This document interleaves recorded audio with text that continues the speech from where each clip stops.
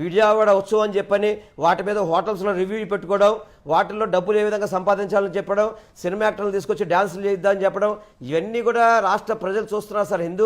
హిందూ మతాన్ని, హిందూ యొక్క మనోభావాలను దెబ్బతీసే విధంగా ఈ కూటమి ప్రభుత్వం పనిచేస్తుంది. దానికి నిదర్శనమే నిన్న ఏదైతే విజయవాడ ఉత్సవం అని చెప్పని దేవుడి స్థలం 40 ఎకరాలు కబ్జా చేయాలనుకున్నారో దానికి నిదర్శనం. దానికి తప్పకుండా హైకోర్టులు మొట్టిగా వేసినప్పటికీ కూడా వీళ్ళకి బుద్ధి రాలేదు.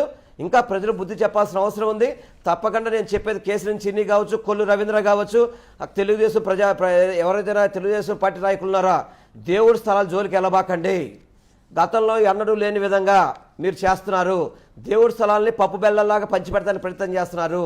దేవుడు హిందువుల మనోభావాలు దెబ్బతీసే విధంగా ఏదైతే అమ్మవారి ఖ్యాతిని తగ్గించే విధంగా అమ్మవారి ఖ్యాతిని పెంచాల్సింది పోయి అమ్మవారి ఖ్యాతిని తగ్గించి మేము దీనికి పోటీగా వేరే ఉత్సవాలు పెడతాము, మేము అక్కడ ఎగ్జిబిషన్లు పెడతాము, తినుబండరాలు పెడతాము, మీరు అందరూ అక్కడికి వచ్చేసేయండి అని చెప్పని స్టాల్స్ 10x10 స్టాల్స్ 3 లక్షల రూపాయలు 4 లక్షల రూపాయలు అద్దెలకు ఇచ్చే విధంగా ఇది అంటే మామూలుగా రియల్ ఎస్టేట్ బ్రోకర్లు ఉంటారు కదా సార్, ఆ విధంగా దేవాదాయ శాఖ భూమిని రియల్ ఎస్టేట్ వ్యాపారం చేస్తూ ఈ బ్రోకరేజ్ చేసుకుంటూ కోట్లు గణించే విధంగా ఈ కూటమి ప్రభుత్వంలో ఉన్న ఎంపీ కావచ్చు, అదేవిధంగా ఒక మంత్రులు కావచ్చు, ఈ విధంగా పనిచేయడం చాలా బాధాకరం.